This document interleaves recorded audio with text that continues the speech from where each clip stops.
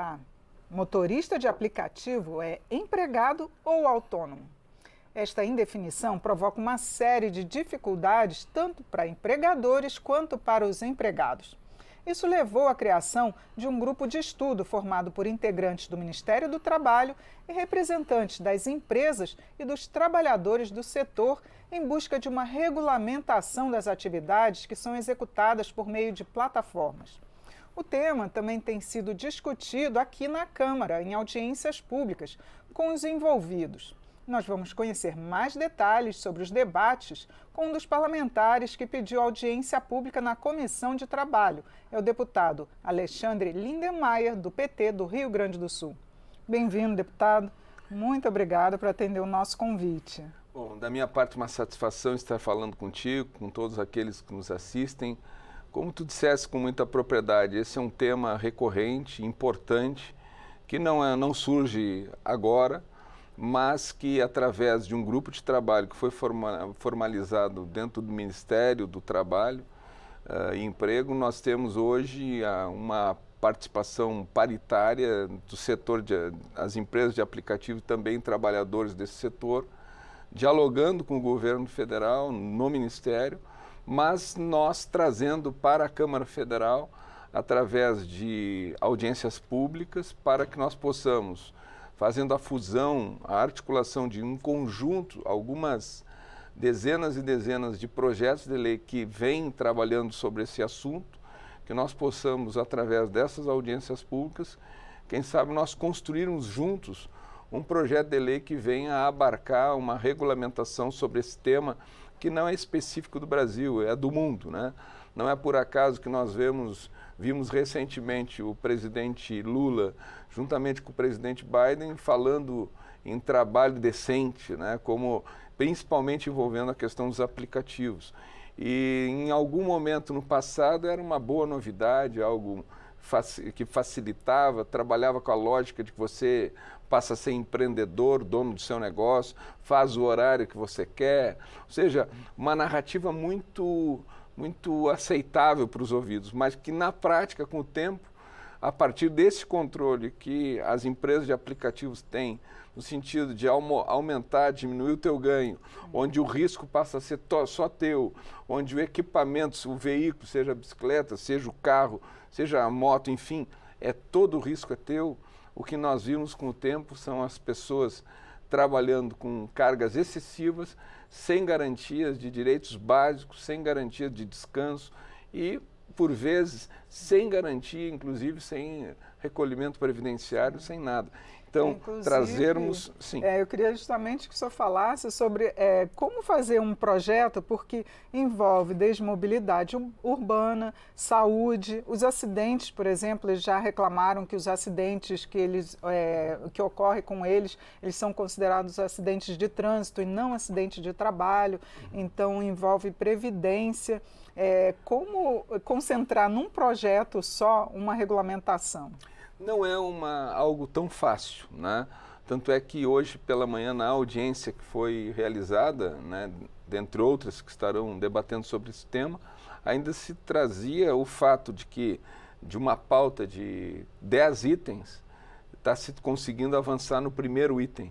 Ou seja, é um cenário que vai encontrar um grande espaço de polêmica, de discussão. Qual é esse primeiro item?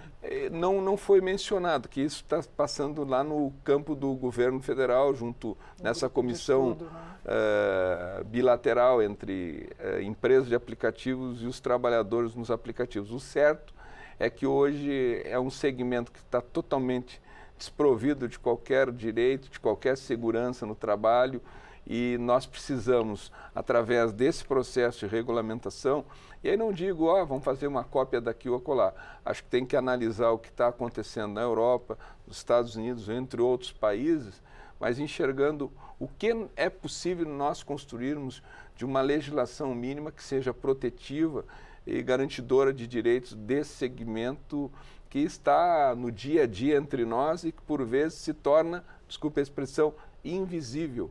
Ainda hoje um cidadão, um dos dirigentes que participava da audiência dizia, olha, um colega de trabalho infartou, por quê? Carga excessiva, né? E às vezes passa invisível. Quem sente a dor é os familiares. E a vida toca, não dá para ser assim. Então, a expectativa do parlamento, quando traz esse debate para dentro dessa casa, que a gente, de forma reiterada, diz a casa do povo, né? Que nós possamos ir à exaustão encontrando pontos que nos sejam comuns para estabelecermos uma legislação que venha ao encontro desse segmento que é estimado entre 1,5 milhão a 1,7 milhão pessoas. Não é pouca gente, nós não podemos ficar indiferentes diante desse cenário. Agora, o Reino Unido já definiu que eles são empregados e definiu que a empresa tem que pagá-los, dar férias e tudo. Aqui no Brasil, o senhor acha que tem essa tendência ou mais para eles serem autônomos com esses outros direitos previdenciários? Aqui já temos algumas pontuais decisões dentro do Poder Judiciário debatendo sobre esse assunto e com alguma situação de condenação. Outros trabalhando de que a questão é de natureza civil e não trabalhista. Eu, do meu ponto de vista, sou daqueles que penso que tem que haver uma regulamentação, uma lei específica que lhes garanta direito ao descanso, direito a férias, direito a garantias de aviso prévio, que você tenha a remuneração enquanto você estiver aguardando, né? Porque tudo isso é tempo. Né? Hoje foi usada uma expressão que eu achei muito interessante. Por exemplo, você tem uma lancheria, você tem um chapista. Imagina se você vai pagar o chapista só quando ele estiver trabalhando na chapa. Né? Não dá, ele tem que... Então, eu sou otimista de que a gente possa conseguir avançar num bom debate dentro dessa Casa Legislativa, e, como eu disse, encontrando pontos comuns e trabalhando numa reversão de algo que se banalizou. Eu sou a favor do empreendedorismo, mas não empreendedorismo predatório que precariza direitos, que cria toda uma narrativa de que você agora é dono do seu empreendimento para baratear o meu custo de investimento. Você assume todo o risco e eu só fico com o ganho. E o que a gente tem visto nessa prática, nos aplicativos, todos perdem, inclusive o próprio Estado brasileiro perde, porque não há qualquer tipo de tributação em relação aos aplicativos. Não só o Uber, né? Tem também a questão dos entregadores. Dos entregadores. Então, eu tenho essa expectativa de que o Parlamento Federal cumpra esse papel não só do debate, mas para que nós possamos construir um projeto de lei que consiga avançar, ser aprovado. Hoje, o que nós temos é um retrocesso para antes da legislação, da consolidação das leis do trabalho. Então, nós temos que reverter esse cenário de precarização que estamos porque teve vivenciando aquela hoje. Reforma trabalhista e que também segue deu uma onda, né? Isso, segue uma onda. Então, a reforma trabalhista ela já veio precarizando, ela já veio com retiradas de muitos direitos. E esse segmento sequer isso teve. Ele não teve nem regulamentação. Então, acho que nós temos que aprofundar esse processo de regulamentação e essas audiências públicas, elas cumprem esse papel para estabelecer o contraditório, ocupar um bom debate. Alguma sugestão possível, né, plausível de ser aplicado? No dia de hoje ainda não. Teve um amplo debate, ali foi uma proposta que veio, nós temos uma subcomissão dentro da Comissão do Trabalho, da qual eu faço parte, eu sou vice-presidente dessa comissão.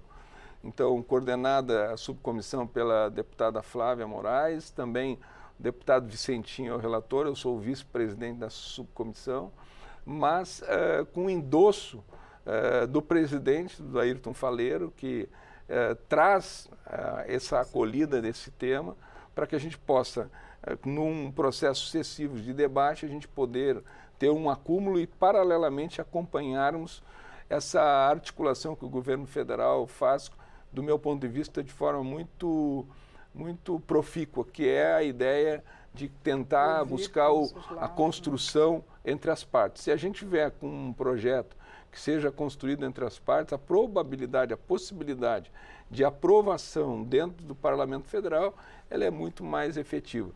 A gente sabe quantos projetos de lei, por vezes, que tramitam anos e anos sem efetividade dentro dessa casa. Então, Nós precisamos construir consensos e, do meu ponto de vista, tudo que se conseguir avançar, e espero que não seja pouco, vai melhorar a relação essa relação entre capital e trabalho, que hoje está totalmente desigual. Deputado, muito obrigada por atender o nosso convite, debater esse tema aqui tão importante para a nossa sociedade. Muito obrigado pela oportunidade. Eu conversei sobre a regulamentação da atividade dos trabalhadores de aplicativos. Foi com um dos parlamentares que pediu audiência pública na Comissão de Trabalho. É o deputado Alexandre Lindenmayer, do PT do Rio Grande do Sul. Eu sou Regina Assunção e agradeço a sua audiência. Até a próxima.